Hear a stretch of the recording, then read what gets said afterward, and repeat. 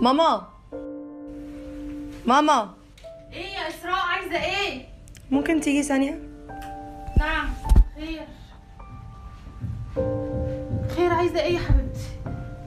ماما أنا عايزة أنزل. طب قولي لابوكي. ما هيقول لي لا. طب وانا يا حبيبتي المفروض ما اعرفش اتكلم معاه في حاجه زي دي، ما انت عارفه ابوكي. بعدين ابوكي قاعد بره، ليه كل حاجه تيجي تقولي ماما ماما؟ ما تقولي بابا. الله، ماما لو قلت له هيقول لي لا. انت ممكن تقولي له انا من ساعة ما خلصت امتحانات وانا قاعدة، انا ما خرجتش ولا مرة. هنزل اخرج مع صحابي شوية وارجع. يا حبيبتي ابوكي قاعد بره، اطلعي قولي له الكلمتين دول.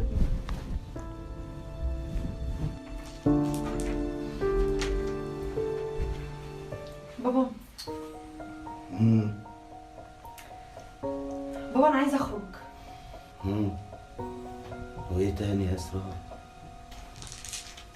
موضوع الخروج ده مش قفلناه يا بنتي ولا ايه؟ بابا بجد من ساعة ما خلصت امتحانات انا ما بنزلش. بابا انت ليه مش مصدقني؟ انا من ساعة ما خلصت امتحانات مش بنزل. ايوه بصي يا اسراء، تخشي دلوقتي جوه الأوضة ما تطلعيش منها تاني، يلا.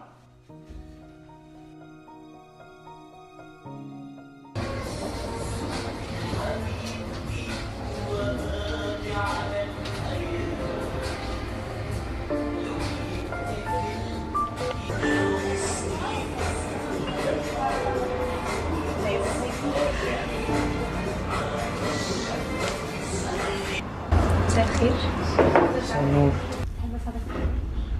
هو انا بس كنت بدور على هديه لمامتي، مش عارف اكيد ذوقها مختلف شويه، مش عارف.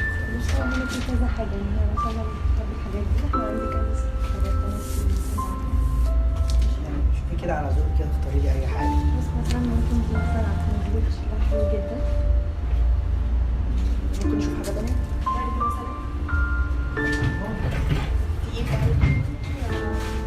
دي بوكسات دي كده اللي هي شكلها حلو كده.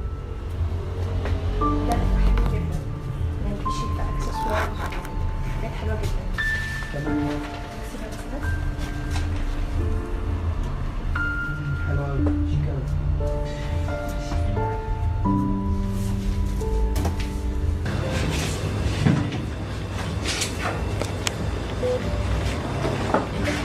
معتز؟ ايه ده هايدي؟ ازيك عامله ايه؟ الحمد لله تمام. غيرت كده ايه؟ انت اهو كمان اتغيرتي ما شاء الله، حلويتي. والله؟ جدا كمان. بس ايه اخبار الكلية بتاعتك؟ لا يا بنتي انا خلصت كليه من زمان. ايه ده يعني؟ تعرفيش خلصت كليه كمان، ده انا مستني تعيين كمان. بس اتغيرت قوي. يعني ليه لا؟ طب ايه؟ اخبارك ايه والدنيا ماشية هو معاك الحمد ازاي؟ لله تمام، انت عامله ايه؟ تمام الحمد لله. كله تمام؟ كويس الحمد لله. خلينا معايا، ما راحت فين؟ احنا معاك. بنتكلم. حبيبتي عادي. انت عامله ايه؟ كله تمام تمام؟ الحمد لله. مية مية يعني؟ تمام يا رب والله. دايما.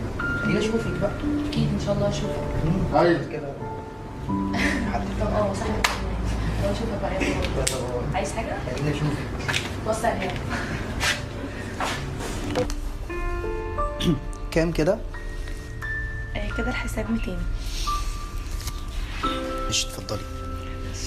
شكرا جدا انك ساعدتيني في اختيار الهديه. لا على ايه، نورت. ربنا يخليكي، ميرسي لذوقك. تحت امرك. السلام عليكم. باي باي.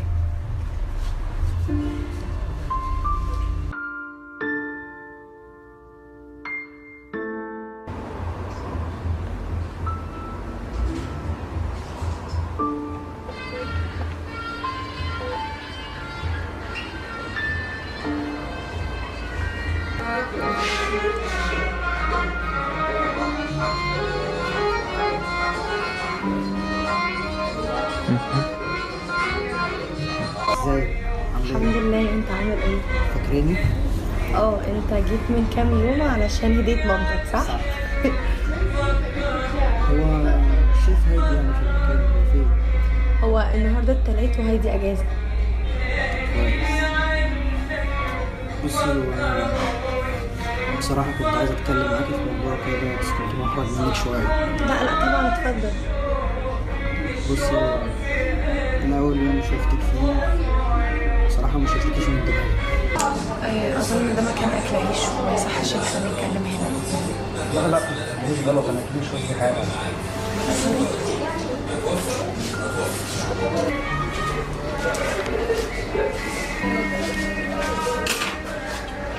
على فكره انت فهمتيني غلط جدا على فكره. هو ايه اللي فهمتك غلط؟ ما كنتش قصدي حاجه والله، حابب اتعرف عليكي بس. جيتي خير والله.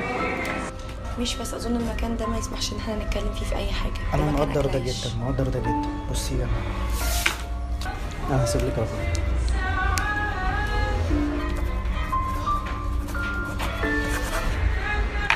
استناكي تكلميني. انا اسف. الو، مين معايا؟ انا اسراء. اسراء؟ كنت حاسس على فكره انك هتكلميني. ايه ده؟ ايه الثقه دي كلها؟ طيب انت فين دلوقتي؟ لا انا في الشارع. طيب مسافه السكه كنا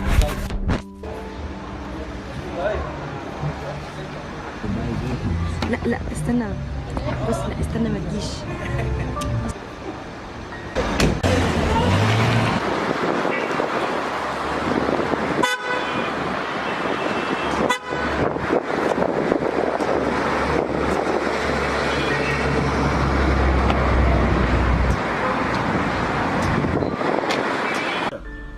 على فكرة انت اتأخرت قوي. معلش والله العظيم غصب عني، الطريق كان واقف قوي، انا اسف. ماشي، هو انت مش ملاحظ ان احنا اصلا لسه ما تعرفناش؟ ايه ده؟ تصدقي فاتتني دي. بص يا ستي، انا اسمي عبد الحليم حافظ. لا بجد. نتكلم بجد. انا اسمي معتز الشريف، عندي 24 سنه، مخلص كليه حقوق، وقريب قوي ان شاء الله هتعين في مجلس الدوله، وعايش انا ووالدتي، وعندي اخ اصغر مني، وبحبك. وانتي هتحبيني.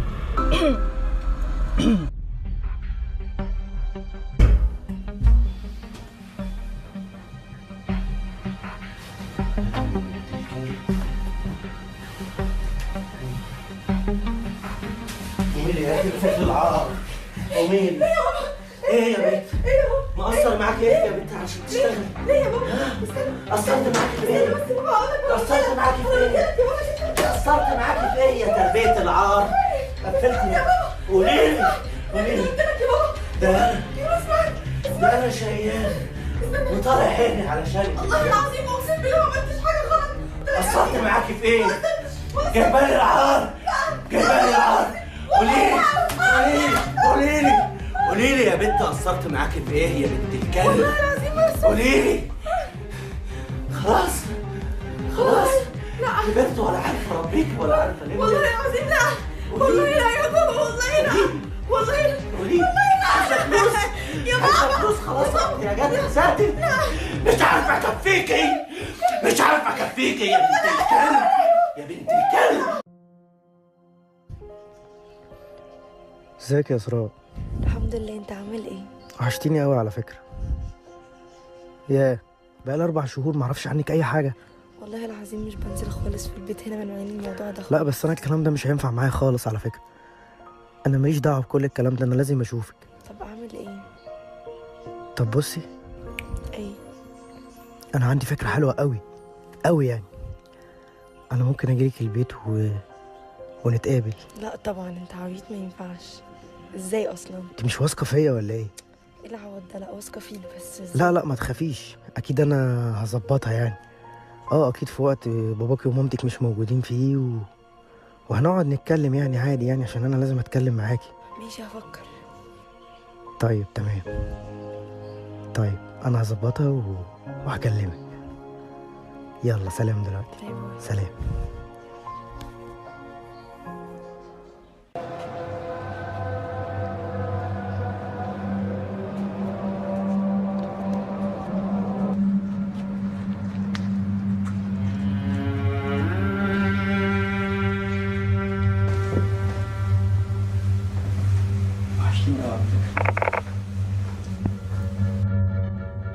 انت مالك محلاوه النهارده كده؟ يا اسراء انت فين يا بنتي؟ حسفت ايه ده؟ ايه ده؟ انا مش عارفه ده حاجه حصلت. يا لهوي انا مش عارفه ده. العظيم مفيش حاجه حصلت. انت بتعملي فيا كده؟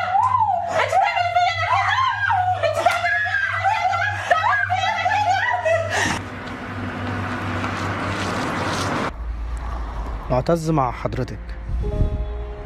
نعم، خير. يا انا مستعد اصلح كل اللي عملته وادخل البيت من بابه. تصلح ايه وتعمل ايه وتنيل ايه؟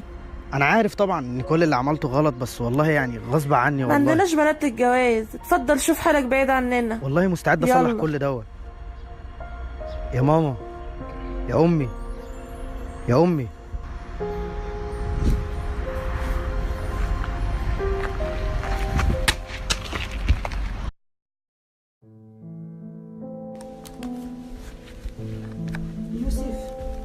يوسف ها، تعالى ودينا عند صاحبتي. هو كل يوم عند صاحبتك؟ فكك مني بقى. يا عم معلش، مشوار قريب يعني مش بعيد. اركبي تاكسي، هديكي فلوس اركبي تاكسي وريحيني. يعني انت يبقى معاك عربيه واروح اركب تاكسي؟ والله عيب. انت تعبتيني يا ندى، انت اخرتك معايا ايه يا عشان ندى؟ خاطري، معلش عشان خاطري. حاضر يا ستي. بس هنا بس. ايه يا بنت صاحبة ماما هنا ولا ايه؟ اه ايه ده، هي البنت العسل دي بنت صاحبة ماما؟ احترم نفسك. لا احترم نفسي ايه ده، انا ليا قاعدة معاكي لما ترجعي لي، رني لي اول ما تخلصي ماشي؟ اوكي.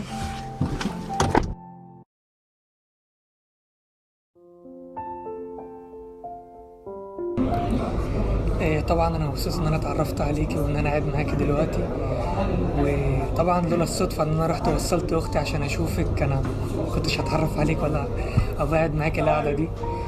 بس طبعا كل اللي اعرفه عنك ان انا يعني عن اسمك بس، يعني ما اعرفش حاجه غير اسمك، فعايز اعرف عنك كل حاجه اكيد يعني.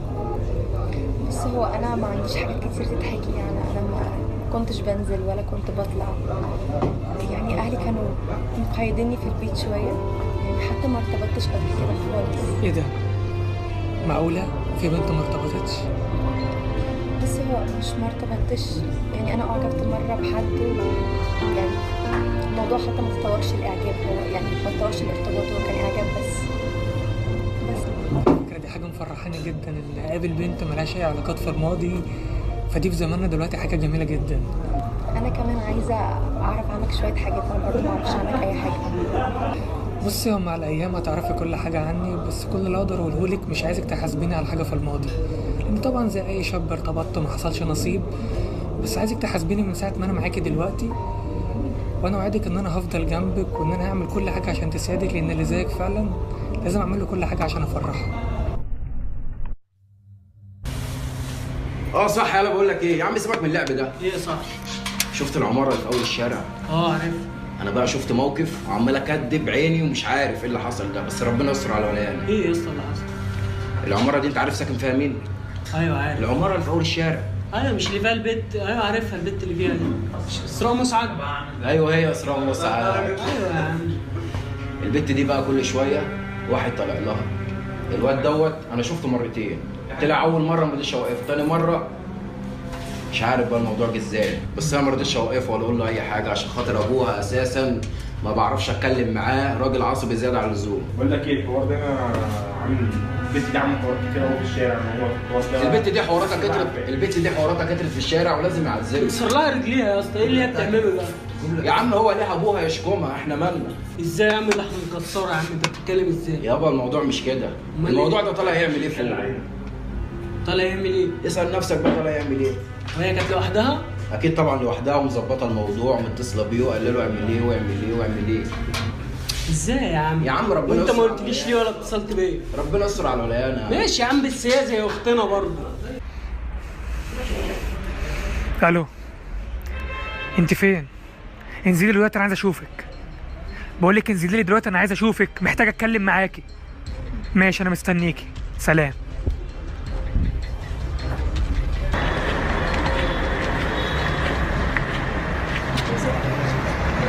مين معتز الشريف؟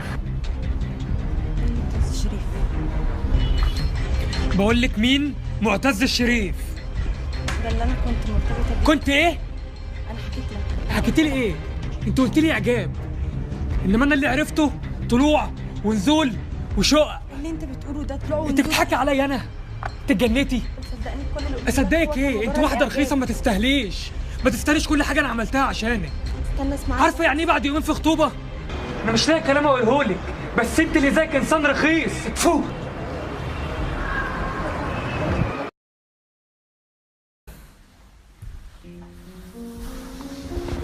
ايه يا يوسف، عامل ايه؟ الحمد لله. كنت عايزه اتكلم معاك بخصوص موضوع اسراء. يا دي موضوع اسراء، مش خالص وقفلناه؟ لا ما خلص. انت مش شايف نفسك عامل ازاي؟ ايوه اعمل ايه؟ تخرج من اللي انت فيه. الموضوع طبيعي جدا على فكره. مشكلة مهما حكيت عمرك ما هتحس باللي جوايا. لا هحس. هتحس هحس عشان بيه؟ بنتي زيها. تحس بواحدة ضحكت عليا؟ هي ما ضحكتش عليك. امال ايه؟ واحده وعاشت تجربه زيها زي اي بنت. انت مش هتلاقي اي بنت في الدنيا ملهاش اي علاقه، زي بقى مرتبطه بواحد او مخطوبه له، كلها نفس النمط. طب انا ذنبي انها تضحك عليا؟ ليه ما قالتليش الحقيقة؟ انا لما كنت عرفتها منها احسن ما كنت عرفت من اللي بره. مش شرط، مش هتفرق في حاجه صدقني. يعني انت عايزة ايه يا ندى؟ يعني عايزة افهم. يعني تنسى. يعني انت جاية في صفها صح؟ تنسى وتسامحها. لازم اجي في صفها، ده طبيعي. انسى وسامح يا يوسف. يعني شايفة كده ان هي مغلطتش؟ لا ما غلطتش. بقول لحضرتك هو ده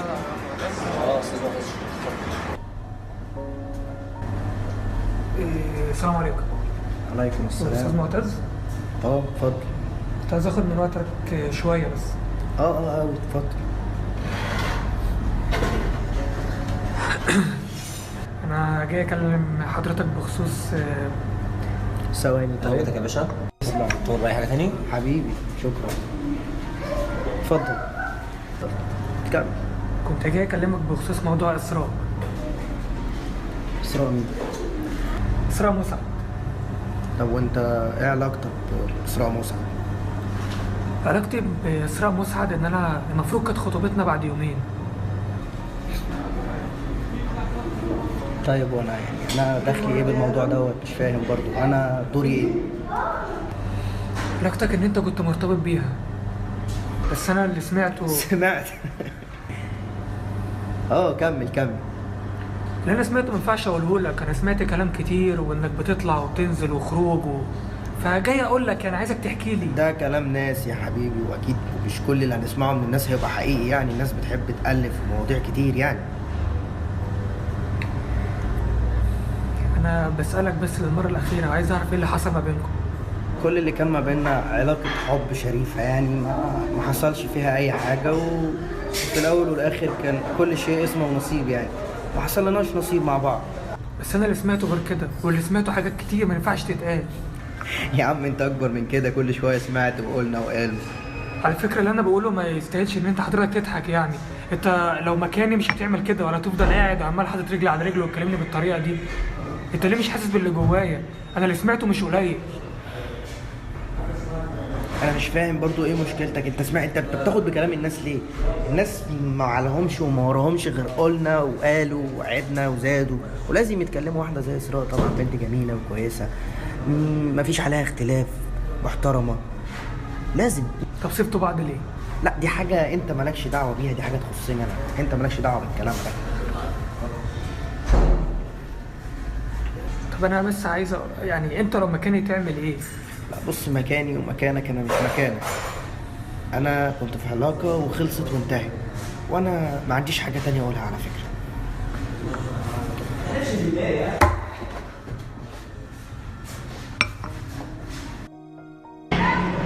بص يا معتز، يوسف من ساعتها مش عارفه ماله، من سببك ده كله اصلا. يعني بجد بقى بيشرب حاجات غريبه، وبقى بيقعد في اماكن غريبه قوي. انا مش عارف انتوا مدخليني ليه في الحوارات ديت. طب انا ذنبي ايه؟ انا ايه علاقتي بالموضوع ده اصلا؟ طب عشان خاطر اسراء. اللي انتوا بتطلبيه مني ده صعب عليا، بس حاضر يا هايدي. قولي لي بس هو ممكن الاقيه فين او اوصل له خلاص ازاي؟ انا هقول لك على المكان اللي هو بيقعد فيه حاجه. تمام.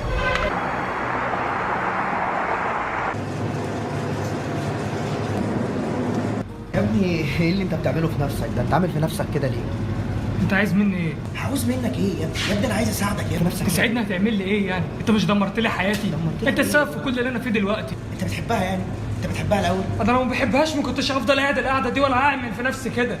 طيب يا ابني انا بقول لك والله البنت دي ما في احسن منها يا ابني. انا ايه فايدتي؟ انا هقف وقفه زي دي ليه؟ انا اعرفك هستفيد ايه من ده كله يعني؟ انا عايز اسالك، انت عامل في نفسك كده ليه؟ عشان بحبها، عشان حبيتها، وانت لو في مكاني ما هتعمل اكتر من كده. جرب كده تحب حد وحد يتكلم عليه واجي اقول لك وانت بتكذب عليا لحد دلوقتي مش عايز تقول لي الحقيقه. استنى بس، انا ما بكذبش عليك. انا هكذب عليك ليه؟ هستفيد ان انا هكذب عليك؟ قلت لك 100 مره انا ما بكذبش عليك. بص يا ابني، انا كل اللي اقدر اقوله لك دلوقتي انك لازم تقرب من ربنا وتصلي ركعتين استخاره، واللي فيه الخير ربنا هيقدمه لك اكيد. عايز حاجه؟